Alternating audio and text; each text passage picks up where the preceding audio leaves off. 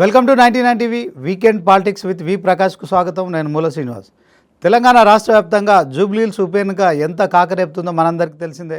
మరికొన్ని గంటల సమయం మాత్రమే మిగిలి ఉన్న నేపథ్యంలో జూబ్లీహిల్స్లో ఇక ప్రచారం మరికొన్ని గంటల్లో ముగియనుంది. ఇదే క్రమంలో తెలంగాణ సీఎం రేవంత్ రెడ్డి మరి మొత్తానికి తాను కూడా ఇదే జూబ్లీహిల్స్లో నివాసం ఉంటున్నారు కనుక జూబ్లీహిల్స్ ఉప ఎన్నికను చాలా ప్రెస్టీజియస్గా తీసుకున్నారు. సో ఒక 5-6 రోజుల పాటు రోడ్ షోలు కావచ్చు, కార్నర్ మీటింగ్లు కావచ్చు, బైక్ ర్యాలీలో పాల్గొంటున్నారు. సో ఇలాంటి అన్ని విషయాల్లో మనతో మాట్లాడేందుకు వి ప్రకాష్ గారు ఉన్నారు. వి ప్రకాష్ గారితో మాట్లాడదాం. సో ఓవరాల్గా పాలిటిక్స్ విషయంలో తెలంగాణలో జూబ్లీహిల్స్ సంబంధించిన అంశం ఏ పార్టీ లీడ్ తీసుకోబోతుంది, ఏ పార్టీ ఎలాంటి ప్రచారం చేస్తుంది అనే అంశాలు తెలుసుకుందాం. సార్ నమస్తే. నమస్తే శ్రీనివాస్. సార్ ఓవరాల్గా చూసుకుంటే జూబ్లీహిల్స్ ఉప ఎన్నిక అనేది 3 పార్టీలు కూడా చాలా కీలకంగా ప్రతిష్టాత్మకంగా తీసుకున్నాయి. ప్రచారం కూడా హోరెత్తిస్తున్న పరిస్థితి సార్.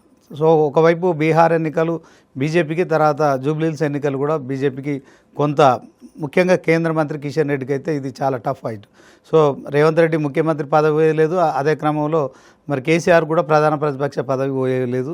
కానీ బీజేపీకి మాత్రం కీలకం. అదే క్రమంలో రేవంత్ రెడ్డి కూడా ఆయన దీన్ని రెఫరెండంగా స్వీకరించాల్సిన పరిస్థితి, బీఆర్ఎస్ కూడా సిట్టింగ్ సీట్ కాపాడుకోవాల్సిన అవసరం ఉంది. సో ఓవరాల్గా జూబ్లీహిల్స్ ప్రచారం కావచ్చు, తర్వాత ఎన్నికలు కావచ్చు, ఎలా ఉండబోతున్నాయంటే ఏం చెప్తారు? 2 పార్టీలకే ఇది ప్రతిష్టాత్మకంగా ఉంది. అంటే బీజేపీ కేంద్రంలో అధికారంలో ఉంది. కిషన్ రెడ్డి గారికి ఇది అసెంబ్లీ సెగ్మెంట్, ఆయన పార్లమెంట్ సీట్లో. మొన్నటిసారి ఒక 65,000 ఓట్లు వచ్చాయి. అయితే బీజేపీకి బలం పెరుగుతుందా తగ్గుతుందా అని అంచనా వేయడానికి ఇక్కడ వచ్చే ఓట్లను బట్టి కూడా చెప్పుకోవచ్చు. అంటే ఫ్యూచర్లో ఇక్కడ అధికారంలోకి రావాలనుకుంటున్నది బీజేపీ. అధికారంలోకి రావాలనుకుంటున్నప్పుడు బలాన్ని పెంచుకోవాలి. పోయిన అసెంబ్లీ ఎలక్షన్స్ కంటే కిషన్ రెడ్డికి ఎక్కువ వచ్చాయి కాన్స్టిట్యున్సీలో. కిషన్ రెడ్డికి వచ్చిన ఓట్లన్నీ ఇప్పుడు కాపాడుకోవాలి. అందుకని వాళ్ళు గెలుపు కోసం కాదు వాళ్ళు ప్రయత్నం చేస్తున్నది, ఆ ఓట్లను కాపాడుకునే ప్రయత్నంలో ఉన్నారు. సంజయ్ గారు కానీ కిషన్ రెడ్డి గారు కానీ అందరికీ తెలిసిందే, అన్ని సర్వేలలో వస్తున్నదే. బీజేపీ గతంలో వచ్చిన ఓట్ల కంటే కూడా ఈసారి చాలా తక్కువ వస్తాయి. గతంలో ఒకసారి 15% వచ్చాయి, ఒకసారి 10% వచ్చాయి. అయితే ఈసారి మాత్రం 7%కు పడిపోయే పరిస్థితి కనబడుతూ ఉంది. ఇంకోటి ప్యూర్ బీజేపీ ఓట్లు జనరల్గా బీజేపీ పడతాయి. ఈసారి కొద్దిగా టిల్ట్ అయ్యేటట్టు ఉన్నాయి. ఎందుకంటే బాగా టఫ్ ఉంది అనుకోండి, రేపు సాయంత్రం ఎల్లుండి ఈ పోల్ మేనేజ్మెంట్ తర్వాత ఇంకా ఇద్దరిట్లా వీళ్ళు గెలుస్తారా వాళ్ళు గెలుస్తారా అనే పరిస్థితి సందిగ్ధం వస్తే బీజేపీ క్యాడర్ కూడా వన్ సైడెడ్గా యాంటీ కాంగ్రెస్ చేసే పరిస్థితి ఉన్నది. యాంటీ కాంగ్రెస్ అంటే బీఆర్ఎస్ ఖాతాలు. ఎందుకంటే వాళ్ళ మధ్య ఎటువంటి కుమ్మక్ కానీ ఇది కానీ లేదు. బట్ ఒకటి జరుగుతుంది ఏంటంటే, ఎట్టి పరిస్థితుల్లో రేవంత్ రెడ్డి ముస్లిమ్స్ వైపు ఉన్నాడు. వాస్తవంగా ముస్లిమ్స్లలో సగానికంటే ఎక్కువ వాళ్ళు మజ్లిస్ను వ్యతిరేకిస్తున్నారు. మజ్లిస్ సపోర్ట్ చేయడాన్ని వాళ్ళు జీర్ణించుకోవట్లేదు. క్యాండిడేట్ పెట్టాలి కానీ ఆయనకు సపోర్ట్ చేయడం ఏంది? వాళ్ళు మజ్లిస్ ఎన్నడూ కూడా మన 7 సెగ్మెంట్లకే పరిమితం అవుతారు తప్ప వాళ్ళు ఈ జూబ్లీహిల్స్ కానీ తెలంగాణలో ఉన్న ఇంకా ముస్లిం ప్యాకెట్స్ ఉన్న కాడ కూడా ఎక్కడ వాళ్ళు పోటీ చేయరు. వీళ్ళు అధికార పార్టీకి తోకలాగా ఉంటారు అనేది బాగా వాళ్ళ కోపం ఉంది. యంగ్ ముస్లిం ఓటర్స్లలో ఆ కోపం కనబడుతూ ఉంది. గతంలో బిలియన్ కనెక్ట్ అని ఒక సంస్థ ముస్లిం ఓటర్స్ మీదనే సర్వే చేసింది. అందులోనే వాళ్ళు 64% బీఆర్ఎస్ ఫేవర్ చేశారు. బీజేపీలో కూడా ఏంటంటే అట్లాంటిది ఒక ట్రెండ్ కనబడుతూ ఉంది. మైనారిటీ వాళ్ళ కాంగ్రెస్ నవీన్ అందులోకెళ్ళి వచ్చిన అతను మజ్లిస్ నుంచి ఓవైసీ సపోర్ట్ చేస్తాడు. అజారుద్దీన్కు మంత్రి పదవి ఇచ్చిన తర్వాత కొద్దిగా ఎక్కువ వ్యతిరేకత స్టార్ట్ అయింది కొంత. అంటే ఏమన్నా చేసి వాళ్ళను ఓడించాలి అనేది బీసీలలో కూడా ఆయన రేవంత్ రెడ్డి అనుకున్న ఆశలన్నీ తలక్రిందులు అవుతున్నాయి. ఇంటెలిజెన్స్ రిపోర్ట్, ఎందుకంటే బీసీలలో రేవంత్ రెడ్డి ఎక్స్పోజ్ అయ్యిండు బాగా. సర్వే సరిగా చేయలేదు, ఎలక్షన్ సరిగా, రిజర్వేషన్ విషయంలో ఊగిసలాట, ఢిల్లీకి పంపిండు, మోడీ గారిని కలవలేదు, ధర్నా చేస్తాడు తప్ప రాష్ట్రపతిని పోయి కలవాడు, ఇట్లాంటివన్నీ కూడా ఉన్నాయి. కాబట్టి వాళ్ళు కూడా అంత హ్యాపీగా ఏం లేరు. తర్వాత గ్రామాలలో మూలాలు ఉంటాయి ఇక్కడ వాళ్ళకు, మున్నూరు కాపులైనా యాదవులైనా గ్రామాలలో హ్యాపీగా లేరు. రేవంత్ రెడ్డి ఆ పథకాలు కంటిన్యూ చేయట్లేదు సరిగా, కొంత అర్ధాంతరంగా కొంతమందికి ఇచ్చినా కూడా అందరికీ అందట్లేదు. రుణమాఫీ కావచ్చు, ఇట్లాంటివన్నీ. రైతు బంధు కూడా సరిగా పడట్లేదు. యాదవ్లకు కూడా స్కీము గొర్రెలది 150,000 యూనిట్స్ ఆపేశాడు. ఇటువంటివన్నీ వాళ్ళకు ఉంటాయి. కాబట్టి ఇక్కడ ఫ్లూయిడ్ సిచ్యువేషన్ అయితే ఏం లేదు, అన్ని సర్వేలు చూశాను. అంటే 4 కోట్ల మంది ప్రజల మనోగతాన్ని ఇక్కడ 4 లక్షల మంది ఆవిష్కరిస్తారంటారు సార్ జూబ్లీహిల్స్లో? అంటే చూపెట్టాలి, ఎందుకంటే ఇప్పుడు ఆయన ఏ హామీ చిత్తూరం బంగారం పెన్షన్లు ఏమి అమలు చేయకపోతే అయినా కూడా ఓట్లేసి గెలిపించారనుకో రాంగ్ మెసేజ్ పోతుంది ప్రజలల్లో. మిగతా ప్రాంతాల ప్రజలు ఇంత చదువుకున్నోళ్ళు, ఇంత అనుభవం ఉన్నోళ్ళు జూబ్లీహిల్స్ వాళ్ళే ఇట్లా చేస్తారా అంటే ఆయన ఏం చేసినా చెల్తుందా, ఆయన మోసం చేసినా ఆ హామీలు అమలు చేయకపోయినా ఆయనకు మళ్ళీ ఓట్లేస్తే ఇచ్చేటివి కూడా ఇయ్యాడు కదా, ఇట్లాంటివన్నీ ఉంటాయి. కాబట్టి ఆలోచిస్తారు. రేవంత్ రెడ్డిని అప్పీల్ చేశాడు కదా, ప్రజలు ఆలోచించండి అని. ఆలోచిస్తే వాళ్ళు ఎవరికి ఓటేస్తారనేది సర్వేలు స్పష్టం చేస్తూనే ఉన్నాయి సార్. అయితే ఇప్పుడున్న అంచనా ప్రకారం ఏంటంటే ఇంటెలిజెన్స్ వాళ్ళు కూడా ఒక 11% బీఆర్ఎస్కి ఎడ్జ్ ఉంటుందని ఇచ్చినట్టు తెలిసింది. బీఆర్ఎస్ లీడ్ ఉండబోతుందని సర్వేలు కూడా అదే చెప్తున్నట్టున్నాయి. అన్ని సర్వేలు అవే చెప్తున్నాయి, ఇంటెలిజెన్స్ వాళ్ళు కూడా అదే ఇచ్చినట్టుగా తెలిసింది. ఆ రిపోర్ట్ వచ్చినాకనే ఆయన కొంచెం ఫ్రస్ట్రేషన్ గురైండు. వాస్తవంగా ఎలక్షన్ మధ్యలో అజారుద్దీన్కు మంత్రి పదవి ఇవ్వడమే కాంగ్రెస్ బలపడతలేదు, కాంగ్రెస్లో మైనార్టీస్ కూడా సపోర్ట్ చేయట్లేదు అనే ఒక మెసేజ్ బయటకు ఆల్రెడీ వెళ్ళిపోయింది. అంటే ఎప్పుడు కూడా ఓటమికి భయపడుతున్నాడు అనే మెసేజ్ ముఖ్యమంత్రి విషయంలో పోతే న్యూట్రల్ ఓట్స్ అటు పోయేటి ఇటు పడతాయి, అపోజిట్. మళ్ళీ ఇంకో అసంతృప్తి కూడా ఉన్నట్టుంది కదా సార్ ముస్లింలలో. ఆయనకు హోమ్ మినిస్టర్ కావాలని చెప్పి అజారుద్దీన్కి హోమ్ మినిస్టర్ ఇవ్వాలి. గతంలో కూడా బీఆర్ఎస్ ఇచ్చింది, రేవంత్ రెడ్డి ఇవ్వట్లేదు. అది కూడా నాన్చిండి అని కూడా అది కూడా ఉంటుంది. నాంచి మైనార్టీ వెల్ఫేర్ ఇచ్చాడు, అందులో డబ్బులు పెట్టలేదు సార్. ఏం చేస్తాడు అజారుద్దీన్? అది కూడా మంచి క్లియర్ సీట్ ఇవ్వలేదు. ముస్లింల మీద ప్రేమ ఉంటే ముందు ఇచ్చిన ఎమ్మెల్సీలనే మాకు ఇవ్వాలి కదా, ఈ 6 నెలలకు పోయే సీటు మాకెందుకు? ఇట్లాంటివి ఉన్నాయి, యూత్లో ఉన్నాయి అవి. అంటే ఓవరాల్గా అజారుద్దీన్కి ఇచ్చినప్పటికీ కూడా ఆయన గేమ్ చేయలేకపోతాడు, ప్లస్ కాదు మైనస్ అయిపోతుంది. సో ఓవరాల్గా నిన్న బండి సంజయ్ ప్రెస్ మీట్లో మాట్లాడుతూ కొన్ని కీలక అంశాలు చెప్పాడు. ఐఎన్సీ అంటే ఇండియన్ నేషనల్ కాంగ్రెస్ కాదు, అది ఇప్పుడు ఐఎంసీ ఇండియన్ ముస్లిం కాంగ్రెస్ అయిందని మాట్లాడడాన్ని ఎట్లా చూడొచ్చు? అంటే ఎలక్షన్ టైంలో కొంత ఈ పోలరైజేషన్కి అది పనికొస్తుంది, ముస్లిం యాంటీ ముస్లిం అనేది రెచ్చగొట్టడం కోసం. వాస్తవమే, ఆయన ఇప్పుడు మజ్లిస్ వాళ్ళకి కంప్లీట్ వాళ్ళ ఫోల్డ్లోకి వెళ్ళిపోయాడు రేవంత్ రెడ్డి. దాన్ని అది క్యాండిడేట్ని కూడా వాళ్ళు పెట్టలేదు అని అంటే, ఇప్పుడు అజారుద్దీన్ ఉన్నప్పుడు క్యాండిడేట్ని పెట్టారు, ఇప్పుడు ముస్లిం క్యాండిడేట్ ఫీల్డ్లో లేడు. ఎందుకు పెట్టడానికి ఏమి ఇబ్బంది వచ్చింది వాళ్ళకి? అది అదే స్పష్టంగా బండి సంజయ్ చెప్పేది కరెక్ట్ అనేది అర్థమవుతున్నది. అంటే ఆయన ఒక దశలో నేను క్యాబ్ పెట్టుకోను తలైనా నరుకుంటా వాళ్ళ దగ్గరికి పోనని, అంటే ఇది ఇంకా అవసరం సార్ బీజేపీకి? వాళ్ళు తెలంగాణలో అధికారంలో రావాలనుకున్నప్పుడు దేశంలో అధికారంలో ఉన్నారు, భారతీయులు అంతా ఒకటే అనుకోవాలి. కానీ ఈ చిన్న చిన్న సెగ్మెంట్లలో జరిగిన అంశాల్లో బీజేపీ ఇట్లాంటి లీడ్ తీసుకుని అదే క్రమంలో బీఆర్ఎస్ కూడా ఎప్పుడు అరెస్ట్ చేస్తారు కేసీఆర్ను, హరీష్ రావును, కేటీఆర్ను ఎప్పుడు అరెస్ట్ చేస్తారని అడుగుతున్నాడు ఆయన రేవంత్ రెడ్డి. ఇప్పుడు ఆయన అరెస్ట్ చేయంగా ఎవరు వద్దన్నారు సార్? ఇప్పుడు ఆయన చేతిలో ఏసీబీ ఉంది. అంటే వాళ్ళు ఎక్కడ కూడా ఆ రకమైన ఆధారాలు వీళ్ళని అరెస్ట్ చేయడానికి లేవు. పైపైన బట్టగాల్చి మీదేసినంత మాత్రాన పోలీసే చెప్తారు రేవంత్ రెడ్డికి ఇది ఏముందండి, అందులో ఏం ఆధారం ఉంది మనకు, రేపు మాకు ఇబ్బంది అవుతుంది, ఆయన ప్రూవ్ చేయలేము, మేము సాక్ష్యాలు లేవు. ఇప్పుడు ఈ రేస్ అదొకటే కదా ఆయన మీద పెట్టింది. ఈ రేస్లో కార్లకు సంబంధించిన దానిలో ఎక్కడ కూడా మనీ అనేది ప్రైవేట్ వ్యక్తుల అకౌంట్లకు పోలేదు. ఎవరైతే దాని మీద కాంట్రాక్ట్ ఉన్నదో వాళ్ళ వరకే పే చేశారు. కాబట్టి వీళ్ళ అకౌంట్లకి ఏమైనా డబ్బులు వచ్చినప్పుడు, కిక్ బ్యాక్స్ వచ్చినప్పుడు, వీళ్ళ కంపెనీలలో ఏమన్నా షేర్స్ అట్లా కొన్నప్పుడు ఎక్కువ డబ్బులు పెట్టి, ఈ రాజశేఖర రెడ్డి కదా కొన్ని షెల్ కంపెనీస్లలో కిక్ బ్యాక్స్ తీసుకున్నట్టుగా రుజువైంది. కాబట్టి జగన్ మీద కేసు పెట్టి వాటన్నిటి సీజ్ చేశారు అకౌంట్స్. అట్లా ఇక్కడ ఏం జరగలేదు. జరగనప్పుడు ఏ రకమైన సాక్ష్యం లేకుండా ఎట్లా కేసులు పెడతారు? కాబట్టి అది చాతగాంతనం. అది రేవంత్ రెడ్డి సంజయ్ ఇచ్చిన కౌంటర్కి ఆయన అంటున్నాడు, అంటే సంజయ్ కూడా డిమాండ్ చేస్తున్నాడు తెలంగాణ సీఎం అయితే, నువ్వు కేసీఆర్ను, హరీష్ రావును నువ్వెందుకు అరెస్ట్ చేయట్లేదు? టెలిఫోన్ ట్యాపింగ్ నువ్వే విచారణ చేసినావు, ఫార్ములా ఈ కార్ రేస్ కూడా నువ్వే విచారణ చేసినావు కదా, నువ్వెందుకు చేయట్లేదు? ఆయనని అడగడం, ఆయనని అడగడం, ఇదంతా అంటే ఎవరిని అరెస్ట్ చేయడానికి ఆధారాలు లేకుండా ఎట్లా సాధ్యమవుతుంది? ఒకవేళ బట్టగాల్చి మీదేసినట్టు అరెస్ట్ చేయొచ్చు, కానీ కోర్టు వెంటనే బెయిల్ ఇస్తుంది కదా. ఏదో ఒకటి కోర్టు నమ్మించడానికి ఆధారాలు కావాలి కదా. ఇప్పుడు అవన్నీ కూడా ఏముండవు, అట్లాంటివి జరిగే అవకాశమే లేదు. ఒకవేళ అట్లా అరెస్ట్ చేసినా కూడా ఇంకా వీళ్ళు ప్రజల్లో ఎక్స్పోజ్ అవుతారు, సపోర్ట్ పోతుంది, వచ్చే సపోర్ట్ కూడా పోతుంది. ఎలక్షన్ల ముందు ఇంకా పని చేస్తే ఇంకా డ్యామేజ్ అవుతుంది. కాబట్టి రేవంత్ రెడ్డి అటువంటి పిచ్చి పనులు ఏం చేయడు. మాగంటి గోపీనాథ్ మరణం తర్వాత జూబ్లీహిల్స్లో ఉప ఎన్నిక వచ్చింది సార్. మాగంటి సతీమణి సునీతమ్మకు బీఆర్ఎస్ పార్టీ టికెట్ ఇచ్చింది. ఇప్పుడు ఇంకొన్ని గంటల సమయం మాత్రమే ఉందన్న తర్వాత మాగంటి గోపీనాథ్ వాళ్ళ తల్లి, వాళ్ళ మొదటి భార్య కొడుకు, మొదటి భార్య వీళ్ళందరూ కూడా రంగప్రవేశం చేయడాన్ని ఎట్లా చూడొచ్చు? ఈ టైంలో మరి మీరే బీఆర్ఎస్ పార్టీ ఏమో మరి ఆ సిట్టింగ్ సీట్ తీసుకోవాలి, తర్వాత ఆ కుటుంబంలో ఖచ్చితంగా మాగంటి గోపీనాథ్ చేసిన సర్వీసెస్ను కంటిన్యూ చేయాలని చెప్పి ఆయన సతీమణిగా పేర్కొంటున్న సునీతమ్మకు టికెట్ ఇచ్చారు. సో దీంట్లో బండి సంజయ్ ఈ అంశాన్ని తీసుకొని ఆ కన్న తల్లిని, ఆ కన్న కొడుకును, దీంట్లో కేటీఆర్ను దోషం చేయడం అనేది, అంటే ఆమె మాట్లాడుతున్న క్రమంలో ఆ కేటీఆర్ కనీసం నా కొడుకును చూడడానికి కూడా పోనీయలేదని చెప్పడం, ఇదంతా ఎట్లా చూడచ్చు? కేటీఆర్ పోనీయకుండా ఆపిండని అంటలేదు ఆమె.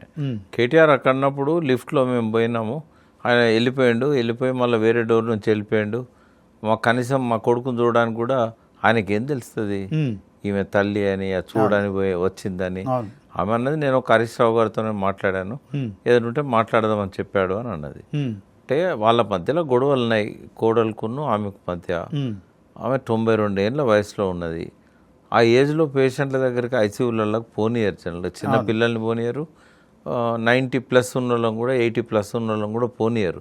ఎందుకంటే వాళ్ళకి తొందరగా ఇన్ఫెక్షన్ ఇదవుతుంది అని చెప్పేసి. వాళ్ళు ఎందుకు ఆపిల్ అనేది మనకు తెలియదు. ఫ్యామిలీ గొడవలు అనేది బయటకు వస్తున్నది.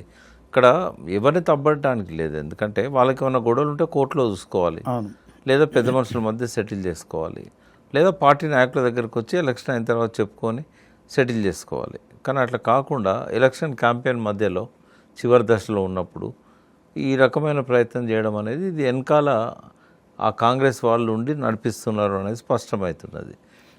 ఇంపాక్ట్ ఏమైనా ఉంటుందా సార్ సునీతమ్మ గారి? ఏముండదు, ఎందుకంటే ఇది పర్సనల్ ఇష్యూ కదా. ఇప్పుడు సునీతమ్మకి ఎందుకు ఇచ్చారు టికెట్ అంటే గోపీనాథ్ ఫ్యామిలీ మెంబర్ కాబట్టి.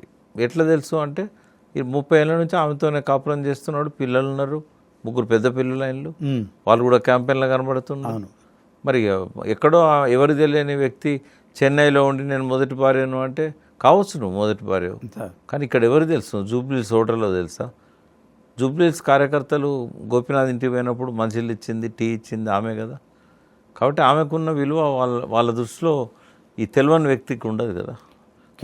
కేంద్ర మంత్రి సంజయ్, తెలంగాణ సీఎం రేవంత్ రెడ్డి ఈ విషయంలో దర్యాప్తు చేయాలి, విచారణ చేయాలి, కన్నతల్లి ఆవేదన మీరు అర్థం చేసుకోవాలి. అది ఎలక్షన్లకు సంబంధం లేదు, ఎందుకంటే వాటా విషయంలో లీగల్ ఎయిడ్ సర్టిఫికేట్ తీసుకున్నప్పుడు తల్లి పేరు పెట్టలేదు, పెద్ద భార్య పేరు పెట్టలేదు, కొడుకు పేరు పెట్టలేదు అని చెప్తున్నారు కదా.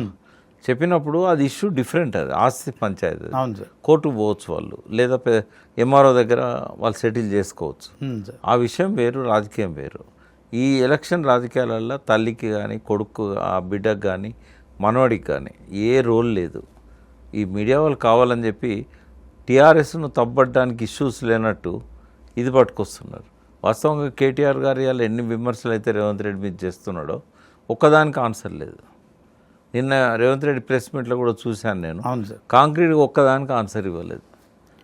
రేవంత్ రెడ్డి బండి సంజయ్ను కంప్లైంట్ చేయండి, మేము విచారణ చేస్తాం జూబ్లీహిల్స్ పోలీసులకు అని చెప్పి మాగంటి సునీతమ్మ ఇష్యూ విషయంలో మాట్లాడడాన్ని ఎట్లా చూడవచ్చు? అది పర్సనల్ ఇష్యూ. ఇప్పుడు ఉదాహరణకు ఎంఆర్ఓ లీగల్ ఎయిడ్ సర్టిఫికేట్ వాళ్ళకి చెప్పకుండా మాకు ఇచ్చిండు అనేది వాళ్ళు అంటున్నారు. సార్ ఈ రెండో భార్యకి ఇచ్చారు, ఆమె అసలు భార్య ఎట్లయితుంది అని. అది ఎలక్షన్లకు ఏం సంబంధం? అవును సార్, ఇప్పుడు ఆస్తి పంచాయతీ ఏదైనా ఉంటే వాళ్ళు తర్వాత తెచ్చుకోవాలి. అంటే కాంగ్రెస్ పార్టీ కానీ బీజేపీ కానీ అటు బండి సంజయ్ ఆరోపణలు, ఇటు రేవంత్ రెడ్డి. సో ఆయనను కేసు పెట్టాలని ఈయన సూచించడం కావచ్చు, ఆయనేమో దీన్ని సీరియస్గా తీసుకోవాలి. అంటే మొత్తానికి బీజేపీ కాంగ్రెస్లు కుమ్ముక్కయ్య అనే బీఆర్ఎస్ చేస్తున్న ప్రచారం నిజమేనంటారు? అంటే ప్రచారం ఉన్నది, బడే బాయ్ చోటా బాయ్ అని. తర్వాత ఇద్దరు ఒకరికొకరు రెచ్చగొట్టుకునే విధంగా పబ్లిక్ను రెచ్చగొట్టడము ఉంటే ఉండొచ్చు ఆఫ్ కోర్స్. బట్ తెలియచేసినా, కలిసి చేసినా, తెలియక చేసినా, కలవకుండా చేసినా ప్రజలకు మెసేజ్ మాత్రం అట్లే పోతుంది. తెలంగాణ సీఎం రేవంత్ రెడ్డి ఏమో బీఆర్ఎస్ బీజేపీ కలిసిపోయినాయి. బీఆర్ఎస్కి ఇప్పుడు జూబ్లీహిల్స్ ఉప ఎన్నికల్లో బీజేపీ గెలిపించడం కోసం, అంటే గతంలో పార్లమెంటులో వాళ్ళు 8 మంది ఎంపీలకు గెలిపించడానికి బీఆర్ఎస్ సహకరించింది. ఇప్పుడు బీఆర్ఎస్ని గెలిపించడానికి బీజేపీ సహకరిస్తుంది. అందరికీ తెలుసు కదా శ్రీనివాస్, ఎవరెవరికి సహకరించారు. రేవంత్ రెడ్డి అమ్మి క్యాండిడేట్లను పెట్టింది తెలియదా? నిజంగానే ఇక్కడ ఖైరతాబాద్లో కిషన్ రెడ్డిని ఓడించాలంటే సిటీ అంతా పరిచయాలున్న మేయర్గా పనిచేసిన రామ్మోహన్ పెట్టాలి. రామ్మోహన్ కనీసం కాన్స్టిట్యున్సీలో కూడా ఉండనియలేదు. ఎందుకంటే ఆయన టికెట్ ఇవ్వలేదు, నాగేందర్కి ఇచ్చాడు.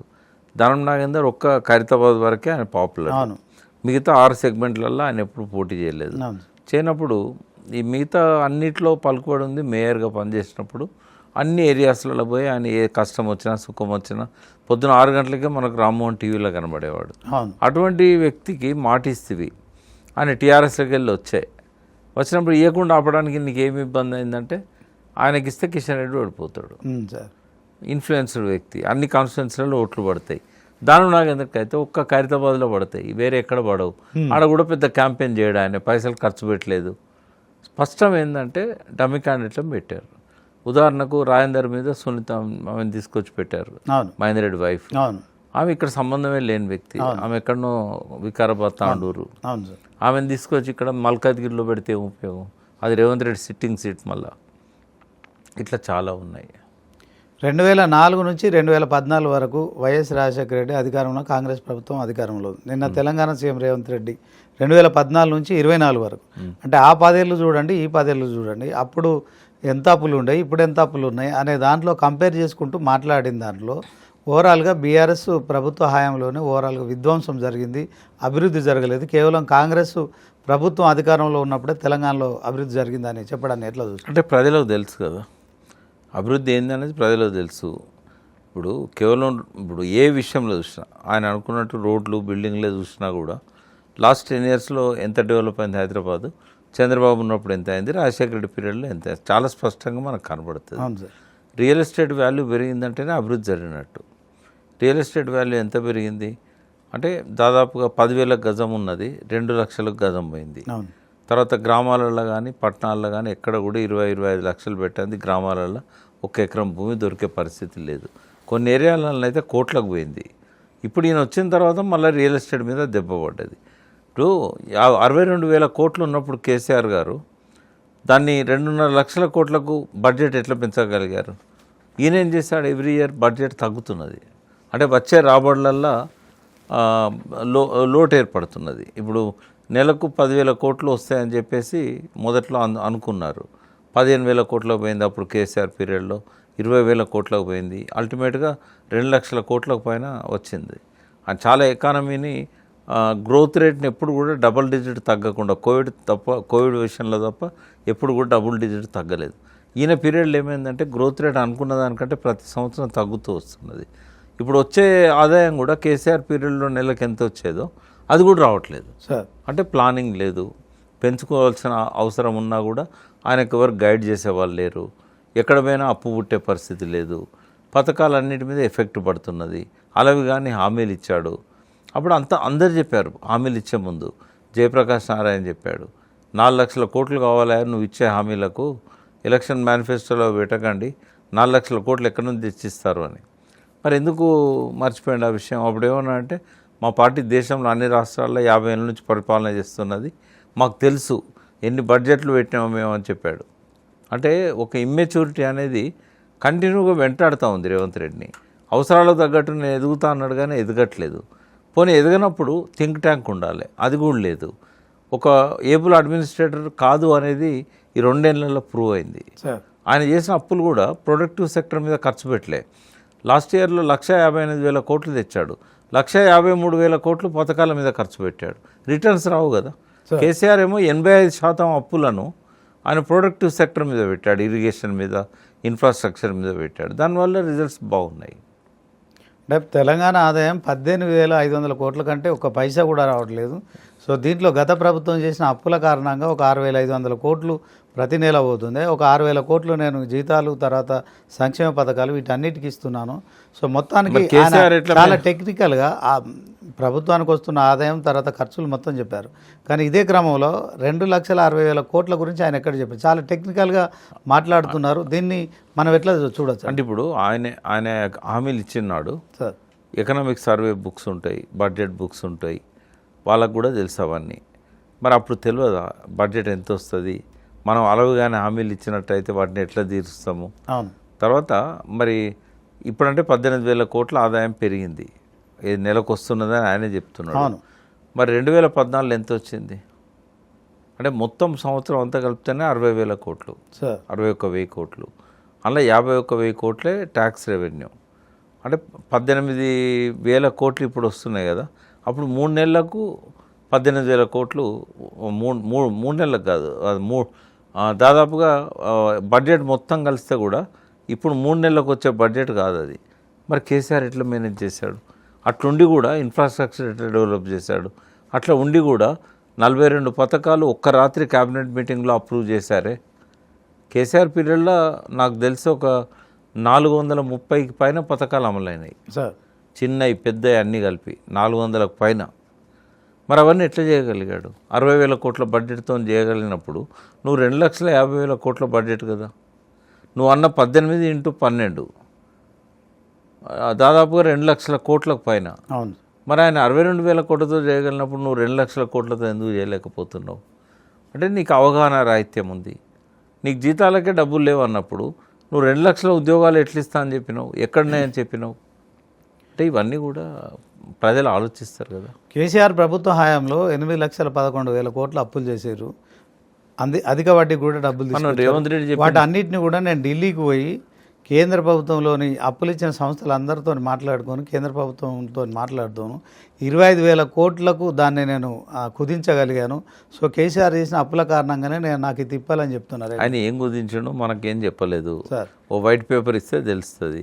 రెండవది ఏంటంటే ఈయనకు కనీసం అప్పెంతున్నదో కూడా తెలియదు. అవును. ఒక ముఖ్యమంత్రి ఇట్లా మాట్లాడితే 8,00,000 కోట్లు కేసీఆర్ చేసిండు అప్పు. మరి పార్లమెంట్లో ఎందుకు చెప్పారు 2,60,000 కోట్లు తెలంగాణ అప్పు అని? కార్పొరేషన్ అంతా కలిపితే కూడా ఎంత అవుతుంది? ఇవన్నీ కూడా ఆయనకు మినిమం అప్పెంతున్నదో తెలియదు. కేవలం ప్రజలను మభ్యపెట్టడం కోసం ఈ డైలాగులు అని చెప్తా ఉన్నాడు సార్. ఇలా ప్రజలకు కావాల్సిన డైలాగులు కాదు సార్, వాళ్ళకు డెవలప్మెంటు పథకాలు ఇవన్నీ. సో మొత్తానికి కేటీఆర్ అంటే కేసీఆర్ కొడుకు భవిష్యత్తు కేటీఆర్ కోసమే 2,000 కోట్లతో సచివాలయం నిర్మించారు. అదే క్రమంలో ఒక కమాండ్ కంట్రోల్ సెంటరు, తర్వాత ఒక సచివాలయము, ఇవి తప్ప ఇంకా కేసీఆర్ ఏం చేసిండని కూడా ఆయన అంటే కనీసమైన అవగాహన లేని వ్యక్తి ముఖ్యమంత్రి అయ్యిండని మనకు అర్థమవుతున్నది ఈ డైలాగులు. అవును సార్. కేసీఆర్ సొంతమా సెక్రటరియట్? ఇప్పుడు ఆయన కట్టిన సెక్రటరీలో ఈయన కూర్చుంటున్నది. ఎవరు ముఖ్యమంత్రి అయితే వాళ్ళు కూర్చుంటారు. ప్రగతి భవన్ అయినా సెక్రటరియట్ అయినా ఆ మినిమం కామన్ సెన్స్ లేకుండా ఆయన మాట్లాడుతున్నాడు. ఓవరాల్గా ఎల్ఎన్టీని బ్లాక్మెయిల్ చేశారని కూడా ఆయన కామెంట్ చేశారు. ఎల్ఎన్టీని ఈయన బ్లాక్మెయిల్ చేశాడు. నీ బ్లాక్ లిస్ట్లో పెడతా, నాకు డబ్బులు పంపమంటే వాళ్ళు పంపలేదు. దాంతో వాళ్ళు ఈయన ప్రవర్తనకు విసిగిపోయి మెట్రో కూడా క్యాన్సిల్ చేసుకున్నారు. అంత మంచి సంస్థ ఇలా ఈయన వల్ల మనకు దూరం అవుతున్నది. కిషన్ రెడ్డిని కేటీఆర్ను ఇద్దరిని కూడా బ్యాడ్ బ్రదర్స్ అని పోల్చడం ఎట్లా చూడొచ్చు? అది ఆయనకే చెల్తుంది. వాళ్ళిద్దరు బ్రదర్స్ అని ఎక్కడైనా బడే బాయ్ చోటా బాయ్ అని వాళ్ళు ఎప్పుడు అనుకోలే కదా సార్. ఈయనే కదా అన్నది సార్. ఇద్దరు కలిసి హైదరాబాద్ అభివృద్ధిని అడ్డుకుంటున్నారని కూడా ఆయన అనడం. ఇప్పుడు హైదరాబాద్ అభివృద్ధి వాళ్ళు చేసిందా ఈయన చేసి? ఈయన వచ్చినాక మీరు చెప్పండి నాకు, ఎక్కడైనా ఒక ఫ్లైఓవర్ కట్టిండా? ఎక్కడైనా అండర్ పాస్ కట్టిండా? ఎక్కడైనా ఇప్పుడు ఆయన అభివృద్ధి కాదు విధ్వంసం చేశాడు. రోడ్ల మీద గుంతలు తవ్వాడు. ఇంకా నయం 181 కావాలని చెప్తే మున్సిపాలిటీ వాళ్ళు ఏం చేశారు, ఒక 7 తవ్వి సార్ ఇది నెగటివ్ అవుతున్నది, దీనివల్ల మనకు అనుకున్న ఫలితాలు వస్తలేవు. పెద్ద పెద్ద బావులు ఏంటంటే రోడ్డు మీద తవ్వి ఈ వరద నీటిని అంతా అందులో మళ్లించాలని చూశాడు. భూగర్భ బావులు అది కూడా ట్రోలింగ్ అయిపోతుంది. అంటే తెలివిలేనోడు చేసే పని అది. ఎందుకనంటే ఫస్ట్ ఏంటంటే ఈ చెత్త వాటర్, డ్రైనేజ్ వాటర్ అంతా కూడా అండర్ గ్రౌండ్లో పోయి బోర్వెల్స్ అన్నీ కూడా పాడైపోతాయి ఫస్ట్. సెకండ్ పాయింట్ ఏంటంటే వరద వచ్చినప్పుడు అవి ఆపగలుగుతాయా? తెల్లారి ఏం కావాలి ఆ నీళ్ళన్నీ మళ్ళీ రోడ్డు మీదకే వస్తాయి కదా, నిండిపోయిన తర్వాత ఓవర్ఫ్లో అవుతాయి కదా, కంటిన్యూగా పడితే కూడా. అదేం తెలివైన ప్రతిపాదన కాదని చెప్పి 7 బావులు తవ్వగానే మున్సిపల్లోకి అర్థమైంది. వాళ్ళు రిపోర్ట్ ఇచ్చింది, సార్ ఇది మంచి పద్ధతి కాదు, ఇక వాటితో మనకేం ఉపయోగం. ఇప్పుడు ఆయన అనుకున్న అండర్ గ్రౌండ్ వెల్స్ ద్వారా స్టోరేజ్ చేయడం వీలు ఉండదు సార్. ఎట్లా అవుతుంది? ఇప్పుడు మొత్తం చెత్త చెదారం డ్రైనేజ్ అంతా పోద్ది దానిలకు, రోడ్డు మీద బావులు తవ్వుతాయి, అంతా గ్రౌండ్ వాటర్లో కలిసి బోర్వెల్లకు వస్తుంది. ఇంకోటి అక్కడ నీళ్లు నువ్వు ఎంత స్టోర్ చేయగలుగుతావు? ఒక పెద్ద ఫ్లడ్ లాగా పోతూ ఉంటాయి రోడ్డు మీద, 5 నిమిషాలు నిండిపోద్ది బాయి. 2047 విజన్ డాక్యుమెంట్కు మేము ప్లాన్ చేస్తున్నాము, మీరు సహకరించాలి, జూబ్లీహిల్స్ ఓటర్లు మాకు ఈసారి ఖచ్చితంగా ఓటేసి గెలిపించండి అని చెప్పి ఆయన విజ్ఞప్తి చేస్తున్నారు. ఇప్పుడు వాళ్ళ సర్వేలే చెప్తున్నాయి కదా, వాళ్ళ ఇంటెలిజెన్స్ డిపార్ట్మెంటే 10%, 11% మైనస్ ఉన్నదని చెప్తున్నది. వాళ్ళు పెట్టుకున్న సర్వే వాళ్ళు కూడా నిష్పక్షపాతంగా సర్వే చేసిన వాళ్ళు కరెక్ట్ రిజల్ట్స్ ఇచ్చారు. 17% దాకా పోయింది సర్వే. ఎవరైతే జెన్యున్గా సర్వే చేస్తారని చెప్పబడ్డ వ్యక్తులే 8% to 17% చెప్తాను. సార్ ఎట్టి పరిస్థితుల్లో కాంగ్రెస్ అక్కడ గెలిచే పరిస్థితి లేదు. 4,000 కోట్లతో కంటోన్మెంట్ని అభివృద్ధి చేశాము. అక్కడ కాంగ్రెస్ పార్టీ అభ్యర్థి శ్రీ గణేష్ని గెలిపించారు కనుక అదే తరహాలో జూబ్లీహిల్స్ అభివృద్ధి చేస్తామంటున్నాం. అదే క్రమంలో మరి ఎన్ఎం శ్రీనివాసరెడ్డి కాంగ్రెస్ ఎమ్మెల్యే లాంటి వాళ్ళు కూడా 1,02 లక్షల బిల్స్ కూడా ఇవ్వలేని పరిస్థితి ఉంది. ఆ మాత్రం మేము ఎమ్మెల్యేలుగా కూడా మేము చేయలేకపోతున్నాం అని చెప్తున్నారు. దీన్ని ఎన్ఎం శ్రీనివాసరెడ్డి చెప్పింది వాస్తవం సార్. వాళ్ళు ఏంటంటే కాన్స్టిట్యున్సీ డెవలప్మెంట్ ఫండ్స్ కానీ ఎమ్మెల్యేలకు ఏ రకమైన ఫండ్స్ కానీ ఇవ్వడం లేదు సార్. వాళ్ళే అసహనంగా ఉన్నారు ఇవాళ ఎమ్మెల్యేలు అంతా కూడా. రేవంత్ రెడ్డి డబ్బులు ఏంది మాకెట్లా అని. శ్రీనివాస్ గారు, నేను రోజుకు 2 సార్లు కంటోన్మెంట్ మీదకి వెళ్ళి మా ఇంటికి పోతా వస్తా సార్. ఒక ఫ్లైఓవర్ అనౌన్స్ చేసింది తప్ప, అది కేసీఆర్ పీరియడ్నే కట్టాలనుకున్నారు సికింద్రాబాద్ నుంచి తుమ్కుంట వరకు. అది తప్ప ఏ రకమైన అనౌన్స్మెంట్లు లేవు. తర్వాత డ్రైనేజ్ విషయంలో కానీ మంచినీటి విషయంలో కానీ కరెంటు విషయంలో కానీ ఏది కూడా అదనంగా వాళ్ళు చేసింది ఏం లేదు. గుంతలు పూడ్చింది లేదు. ఇప్పుడు పెద్ద పెద్ద గుంతలు ఉన్నాయి కంటోన్మెంట్లో. ఇది ఇక్కడ కూర్చున్న వాళ్ళకు జూబ్లీహిల్స్ వాళ్ళకు కంటోన్మెంట్లో ఏం జరుగుతుందో తెలియదు కాబట్టి 4,000 కోట్లతో అభివృద్ధి చేస్తా అని చెప్తున్నాడు. అక్కడ ప్రజలేమో మాకు ఏ సమస్య పరిష్కారం చేయలే, మీకు ఇచ్చినట్టే మాకు కూడా హామీలు ఇచ్చిండు, మా హామీలు నెరవేర్చలేదు, రేపు మీకు కూడా గిదే సున్నం పెడతాడు గెలిచిన తర్వాత. ఇవాళ రేవంత్ రెడ్డి మాట క్రెడిబిలిటీ లేదండి. ఆయన ఒక ముఖ్యమంత్రి. అటువంటి పరిస్థితి వచ్చినందుకు నాకు కూడా బాధ అనిపిస్తుంది. కానీ ఆయన ఏది మాట్లాడినా కూడా అబద్ధాలే, అతిశయోక్తులే తప్ప ఏది కూడా ప్రజలను ఎప్పుడూ ఎట్లా మోసం చేయాలనేది ఆలోచన తప్ప నిజంగానే బాగు చేద్దాము చేసి చెప్పుకుందాం అనేది లేదు. ఆయన చెప్పుకోదలుచుకుంటే 2 ఏళ్ళు ఏం చేసిండో చెప్పమానండి. జూబ్లీహిల్స్కి 2 ఏళ్ళల్లో ఏం చేసిండు, హైదరాబాద్ సిటీలో 2 ఏళ్ళల్లో ఏం చేసిండు, చేసింది చూపెట్టి సరిపోద్ది కదా. అంటే ఓవరాల్గా 119 నియోజకవర్గాలకు కూడా కంటోన్మెంట్ చేసిన విధంగానే అభివృద్ధి చేయాలి కదా సార్. అసలు దాంట్లో 1,02 లక్షలు కూడా మాకు బడ్జెట్ లేదని ఎమ్మెల్యేలు కాంగ్రెస్ ఎమ్మెల్యేలు చెప్పడాన్ని దీన్ని మనం ఎట్లా నేను జయన్ కోసుకొని తినండి అన్నాడు కదా. నన్ను కోసుకుంటారా, ఏం చేసుకుంటారో చేసుకోండి, నా దగ్గర డబ్బులు లేవు నేను ఇయ్యను, మీ ముందే పెడుతున్నా, మీరు ఎట్లా పంచుకుంటారో పంచుకోండి 18,000 కోట్లని నిన్న కూడా అన్నాడు కదా. ఇక మరి ఆయన డెవలప్ చేసిన అంటే ఎట్లా నమ్ముతారండి? నువ్వు డెవలప్ చేసినావు అయితే నువ్వు ఇయ్యద్దా సార్? అదే అంశంలో కూడా ఆయన ఆర్ కృష్ణయ్యను తర్వాత మందకృష్ణ మాదిగను మీ ముందరనే మీకే డబ్బులు ఇస్తా, మీరే రాష్ట్రాన్ని ఎవరికి ఏమి అన్నో వాళ్ళకి ఇచ్చి మీరే చూడండి అని చెప్పడానికి కూడా ఎట్లా? ఇదే మాట రాహుల్ గాంధీ చెప్పి రాజీనామా ఇచ్చేయాలి సార్. నాతో అయితే లేదు, మీరు ఎవరినైనా పెట్టి నడిపించుకోండి అని చెప్పాలి. చేతగానోడు ఎందుకు ఆడ కూర్చోవడం ఆ సీట్లో?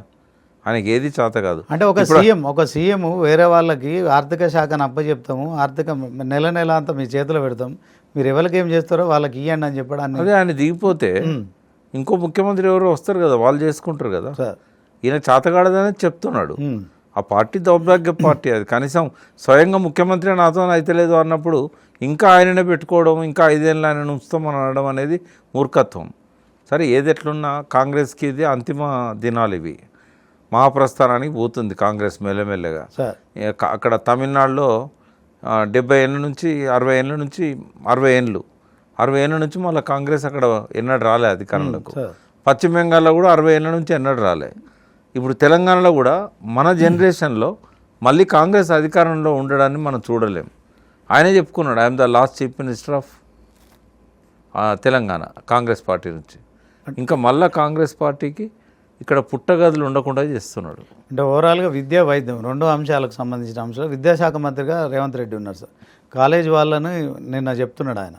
సో ఖచ్చితంగా ప్రభుత్వం కుదురుకొని మెల్లగా మీకు డబ్బులు ఇస్తుంది, మీరు కాలేజీలు బంద్ పెట్టద్దు, మరి విద్యార్థులు నష్టపోతున్నారని చెప్తున్నారు. అదే క్రమంలో సో వైద్యానికి సంబంధించి ఆరోగ్యశ్రీకి సంబంధించిన అంశంలో చాలా హాస్పిటల్స్ ఇప్పటికే సేవలు నిలిపివేయడం జరిగింది. అంటే మాది ధనిక రాష్ట్రం అని చెప్తున్నాడు. ఒకవైపు అన్ని మూసీ లాంటి ప్రాజెక్టులు 1,50,000 కోట్లు అంటున్నారు, 4th సిటీ అంటున్నారు.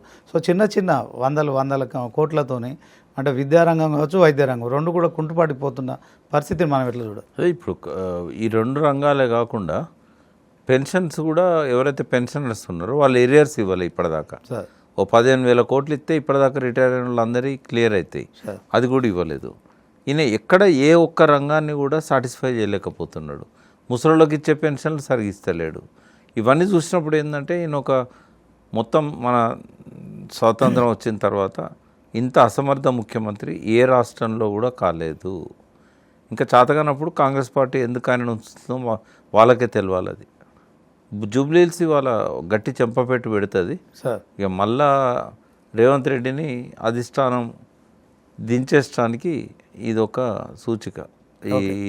ఇవాళ ఏ సర్వే చూసినా కూడా ఇంటెలిజెన్స్ సర్వేతో పాటు ఓడిపోతారనే వస్తున్నది. ఈ 2 రోజులలో రేవంత్ రెడ్డి ఏం చేస్తాడంటే, ఇవన్నీ కూడా పైసలు ఇచ్చిన సర్వేలు, వాటిని పట్టించుకొని అంటున్నారు. అదే ఇప్పుడు రేపు వస్తుంది కదా అసలు సర్వే. దాన్ని ఇవన్నీ తప్పని చెప్పడానికి ఏం చేస్తాడు, బండి సంజయ్ అన్నట్టు ఒక 40,000 4,000 బుర్కాలు అయితే తెప్పించి ఉంటాడు. ఆ బుర్కాలు వేసి దొంగోట్లు వేయిస్తాడు. రేపు పోలింగ్ రోజు 7 గంటల నుంచి 9 లోపల స్క్రూటినీ చేద్దామంటే పోలీసు ఆయన పక్షాన ఉంటారు. ఏం చేస్తారో తెలియదు. బుర్కాలు తీయించి ముఖాలు గుర్తుపట్టే అంత పరిస్థితి ఉండదు. కాబట్టి ఈ ఇంపర్సనేషన్ చాలా మంది పోయి దొంగోట్లు వేస్తారు. రెండవది డబ్బులు 5,000కు ఒక ఓటు చొప్పున అందరి ఇళ్లలో డబ్బులు ఇవ్వడం మొదలైంది. పట్టు చీరలు ఇస్తున్నారు.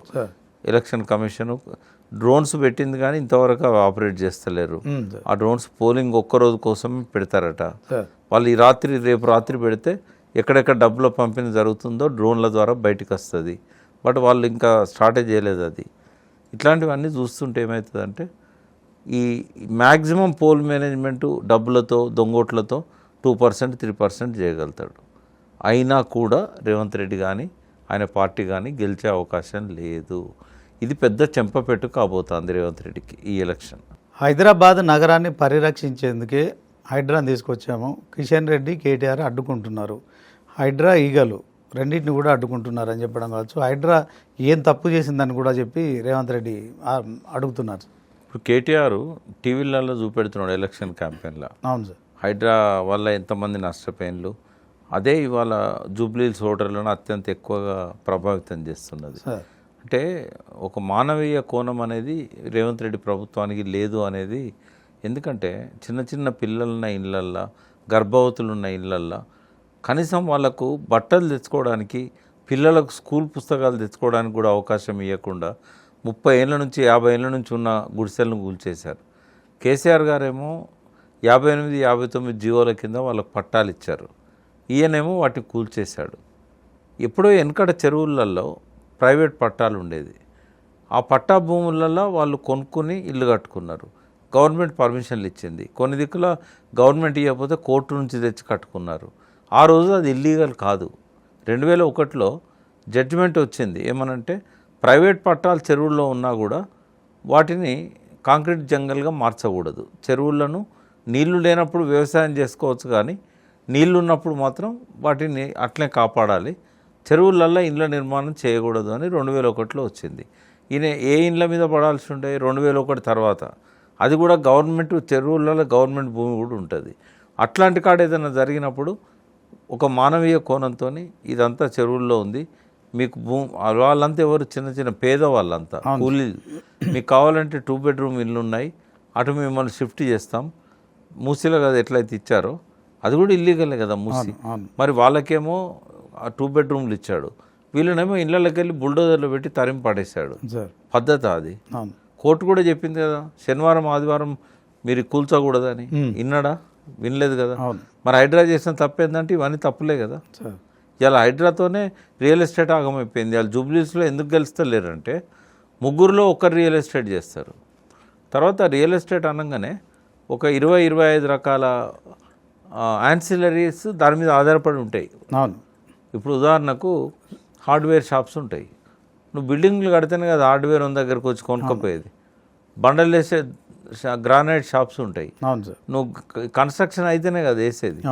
అంటే ఎంతమంది నష్టపోయినంటే ప్రతి 3 ఓటర్లలో ఒక ఓటరు కేవలం హైడ్రా వల్లనే కదా రియల్ ఎస్టేట్ పోయింది. ఈ హైడ్రా రియల్ ఎస్టేట్ వల్లనే జూబ్లీహిల్స్లో 3 ఓటర్లలో ఒక ఓటర్ కాంగ్రెస్కి వేయడు. ఈ 2 ఓటర్లలో 50-50 వస్తాయి. కాబట్టి 2/3 బీఆర్ఎస్కి వస్తే 1/3 కాంగ్రెస్కి వచ్చే పరిస్థితి కనబడుతూ ఉంది. నేనైతే శ్రీనివాస్ గారు అక్కడున్న పరిస్థితిని అంచనా వేస్తున్నా. పోలయ్యే ఓట్లలో 50% కంటే ఎక్కువ బీఆర్ఎస్కి వస్తాయి సార్. ఇంకా గెలిచే అవకాశమే లేదు కదా. అంటే ఈ పోలింగ్లో ఓటింగ్ పర్సెంటేజ్ని బట్టి కూడా గెలుపు ఓటములు డిసైడ్ అయితే పరిస్థితి ఉందా సార్? లేదు, ఇప్పుడు ఒక 1 సైడ్ క్లియర్ కనబడుతుంది. ఇవాళ ఉన్న ట్రెండ్ చూస్తే ఇప్పుడు సపోజ్ 4,75,000 ఓట్లల్లో 2,50,000 2,70,000 అయితే అని అనుకుందాం. అవును సార్. అందులో ఎట్టి పరిస్థితులల్లో 1.5 lakh కంటే ఎక్కువనే బీఆర్ఎస్ అకౌంట్లోకి వస్తాయి.